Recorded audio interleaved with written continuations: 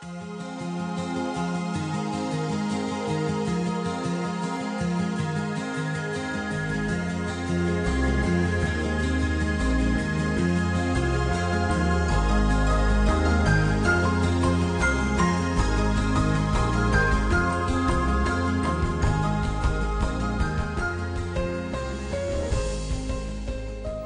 the second unit of thermodynamics, in previous lecture we discussed Carnot's theorem, second law of thermodynamics, the concept of entropy and entropy as a state function, units of entropy, the inequality of clashes and factors affecting entropy.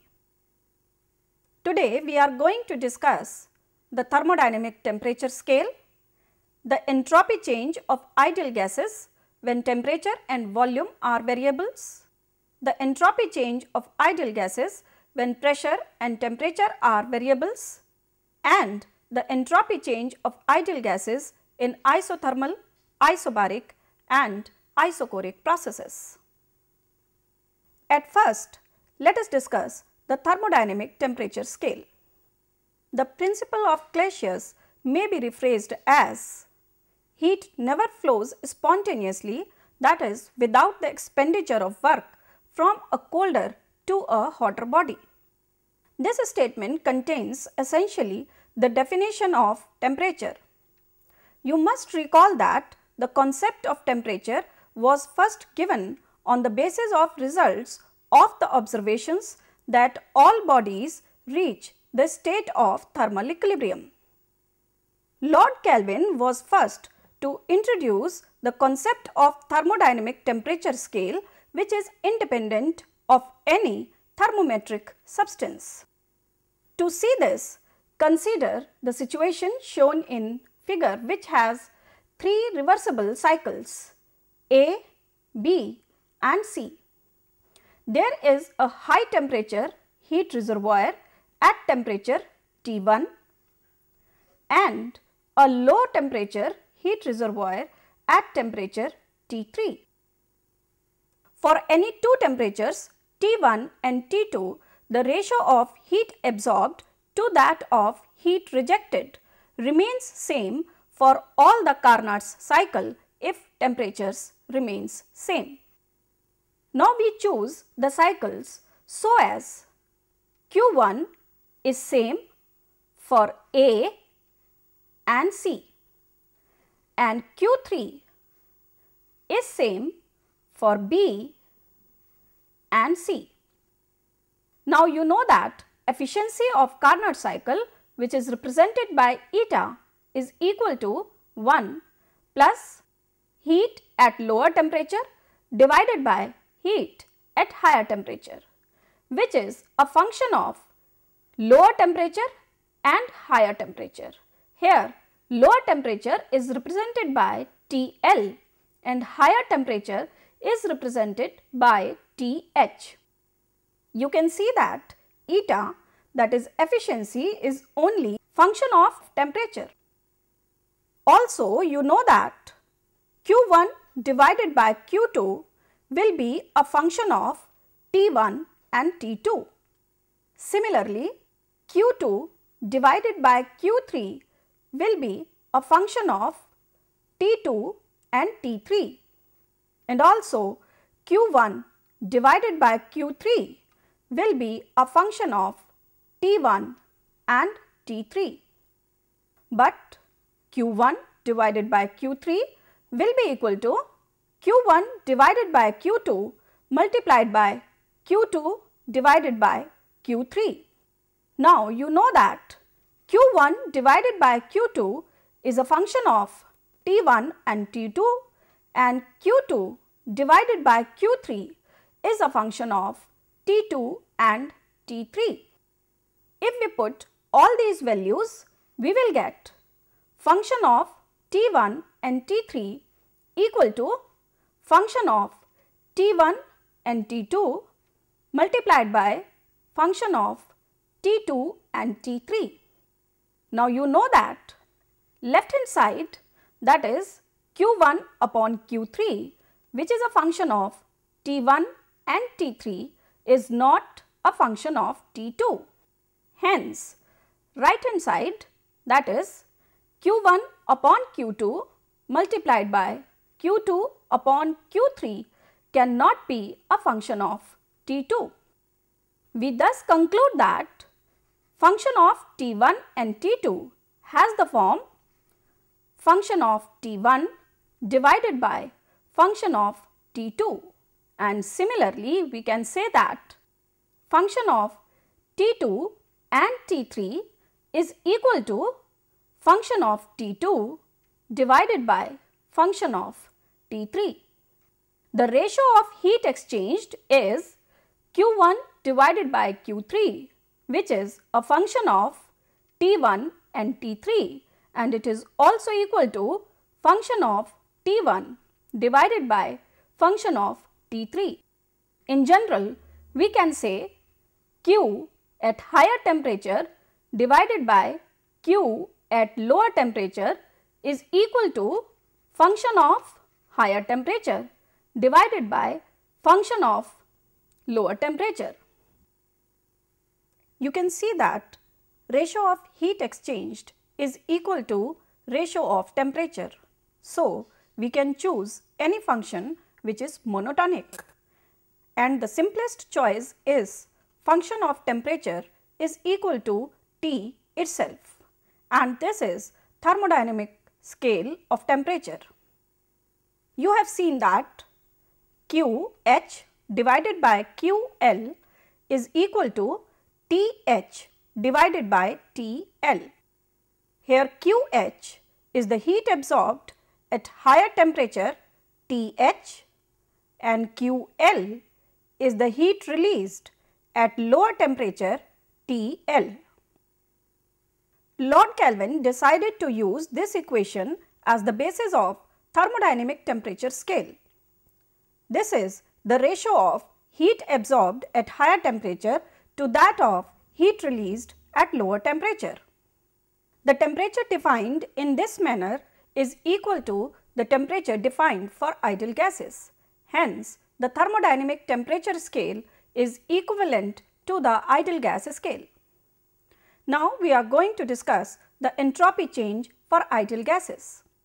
You know that entropy is a state function and the value of entropy change depends upon two variables from pressure, volume and temperature.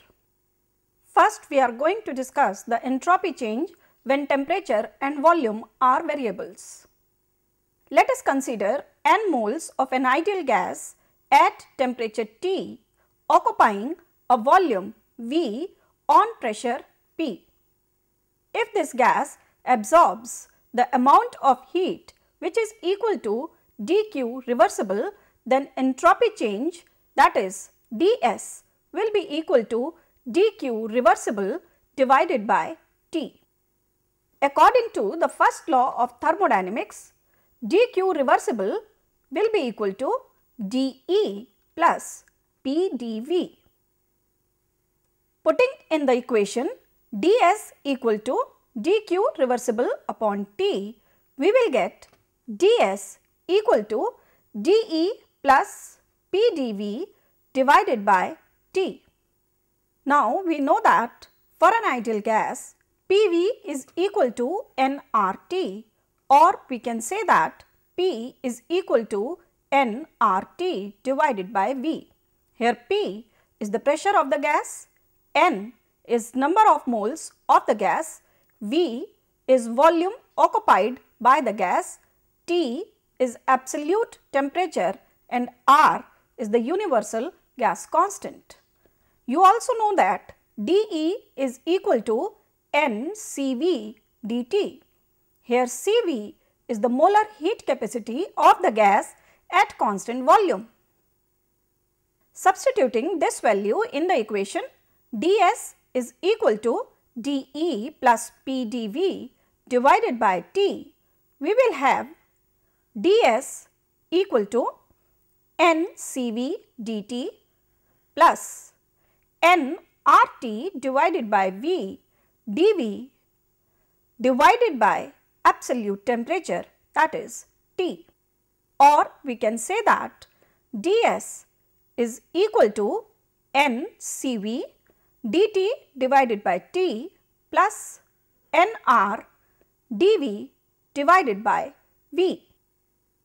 Now, integrating between the limits S1, S2, T1, T2 and V1, V2, we will have integral of ds within the limits S1 and S2 equal to integral of n Cv dt divided by T within the limits T1 and T2 plus integral of nR dV divided by V within the limits V1 and V2, or we can say that delta S, which is equal to S2 minus S1, is equal to n Cv natural log T2 divided by T1 plus nR natural log V2 divided by V1, or we can say that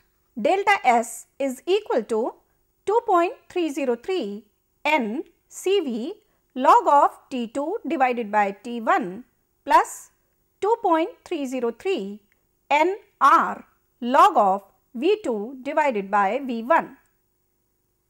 For 1 mole of an ideal gas, n will be equal to 1 and we will get delta S equal to 2.303 Cv log of T2 divided by T1 plus 2.303 R log of V2 divided by V1. Now, we will discuss the entropy change of an ideal gas when pressure and temperature are variables. Let P1 is the initial pressure of the gas, P2 is the final pressure of the gas, T1 is initial temperature and T2 is the final temperature. V1 is the initial volume and V2 is the final volume. Now, you know for constant amount of the gas, P1 V1 upon T1 will be equal to P2 V2 divided by T2. From this equation, we can have a value for V2 divided by V1, which is equal to P1 T2 divided by P2 T1. Now, putting this value of V2 divided by V1 in the equation, delta S equal to n Cv natural log T2 divided by T1 plus nR natural log V2 divided by V1. We will have delta S equal to n Cv natural log T2 divided by T1 plus nR natural log P1 T2 divided by P2 T1. This will be equal to n Cv natural log T2 divided by T1 plus nR natural log T2 divided by T1 plus nR natural log P1 divided by P2, which is equal to n into Cv plus R natural log T2 divided by T1 plus nR natural log P1 divided by P2. Now, you know that Cv plus R is equal to Cp. So, putting this value of Cv plus R in the equation, we will get delta S equal to n Cp natural log T2 divided by T1 plus nR natural log P1 divided by P2. Now, converting natural log into the log of base 10, we will have delta S equal to 2.303 n Cp log of T2 divided by T1 plus 2.303 n R log of P1 divided by P2. For 1 mole of the ideal gas, value of n will be equal to 1. Hence, delta S will be equal to 2.303 Cp log of T2 divided by T1 plus 2.303 R log of P1 divided by P2. From this equation, entropy change can be calculated when the variables are pressure and temperature. Now we are going to discuss some examples when entropy change has to be calculated based on two variables. First one is 1 mole of an ideal monoatomic gas expands reversibly from a volume of 10 decimeter cube and temperature 298 Kelvin to a volume of 20 decimeter cube and temperature 250 Kelvin. Assuming that Cv is equal to 3 upon 2 R, calculate the entropy change for the process. You know that delta S is equal to Cv natural log of T2 upon T1 plus R natural log V2 upon V1. Here T1 and T2 are initial and final temperatures, V1 and V2 are initial and final volumes, and Cv is the molar heat capacity at constant volume. The value of Cv is given to be equal to 3 upon 2 R, which is equal to 1.5 multiplied by 8.314. Here R is taken in the units of joules per Kelvin per mole. Therefore, putting all the values, we will get delta S is equal to 1.5 multiplied by 8.314 multiplied by natural log of 250 divided by 298 plus 8.314 multiplied by natural log of 20 divided by 10. This will be equal to minus 2.19 plus 5.76 joules per Kelvin per mole, which is equal to 3.57 joules per Kelvin per mole. Now we have another example in which the initial and final pressure of the ideal gas are given. 1 mole of an ideal monoatomic gas expands reversibly from a temperature of 25 degrees Celsius and pressure of 1 atmosphere to a temperature of 0 degrees Celsius and pressure of 500 millimeters of mercury. Calculate delta S for the process. Assume that Cv is equal to 3 by 2. You know that delta S is equal to Ncp natural log T2 divided by T1 plus Nr natural log P1 divided by P2. For an ideal gas, Cp minus Cv is equal to R, where Cp is the molar heat capacity at constant pressure, Cv is molar heat capacity at constant volume, and R is universal gas constant. Therefore, we will have Cp equal to Cv plus R. The value of Cv is given in the problem, which is equal to 3 upon 2 R.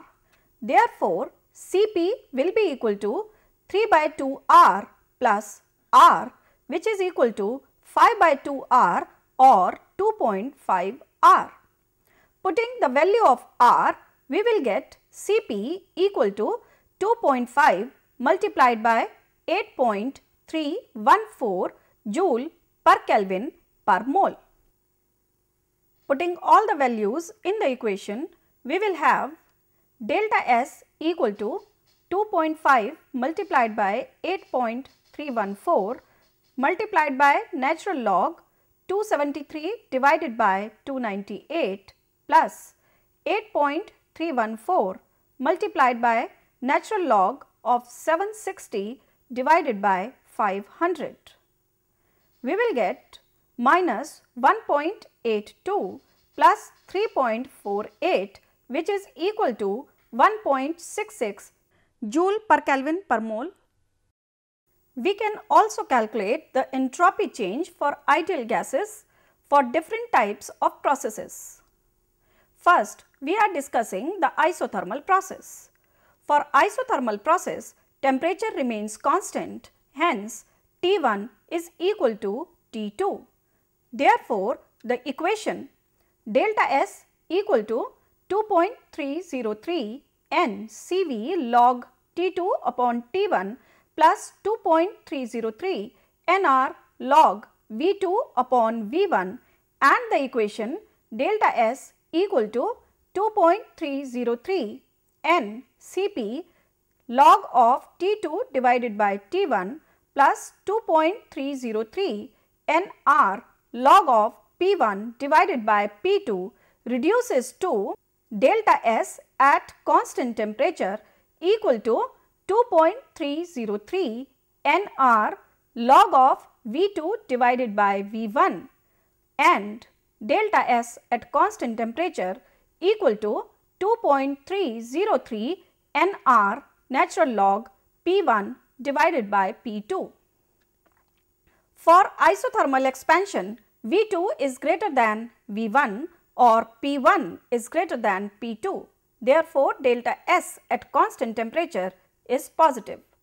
But for isothermal compression or contraction, V2 is less than V1 or P1 is less than P2. Therefore, delta S at constant temperature is negative. Now, we are going to discuss some examples for the calculation of entropy change at constant temperature. Calculate the entropy change involved in isothermal expansion of 2 moles of a gas from a volume of 5 liters to a volume of 50 liters at 303 Kelvin. Now, using the relationships delta S equal to 2.303 Nr log of V2 divided by V1, we will get delta S equal to 2.303 multiplied by 2 multiplied by 8.314 into log of 50 divided by 5, which is equal to 38.29 joules per Kelvin. In second case, we are taking the example of isobaric process. We can calculate the entropy change of ideal gas in isobaric process also. In isobaric process, P1 is equal to P2. Therefore, the relationship delta S equal to 2.303 N Cp log of T2 divided by T1 plus 2.303 Nr log of P1 divided by P2 reduces to delta S at constant pressure equal to 2.303 N Cp log of T2 divided by T1. Here is an example to understand the calculation of entropy change for an ideal gas in isobaric process. Calculate the change in entropy accompanying the heating of 1 mole of the helium gas from a temperature of 298 Kelvin to a temperature of 1000 Kelvin at constant pressure. Assume that Cv is equal to 3 by 2 R. As you know that for ideal gas, Cp minus Cv is equal to R, hence Cp will be equal to Cv plus R, which is equal to 3 by 2 R plus R equal to 5 by 2 R or 2.5 R. Putting all the values in the equation, delta S equal to Cp natural log T2 divided by T1, we will get 2.5 multiplied by 8.314 natural log of 1000 divided by 298, which is equal to 25.17 joules per Kelvin per mole.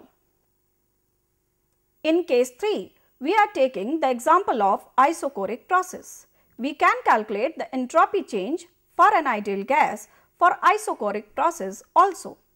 For isochoric process, V1 is equal to V2. Therefore, the equation delta S equal to 2.303 N Cv log of T2 divided by T1 plus 2.303 nR log of V2 divided by V1 reduces to delta S at constant volume equal to 2.303 n Cv log of T2 divided by T1.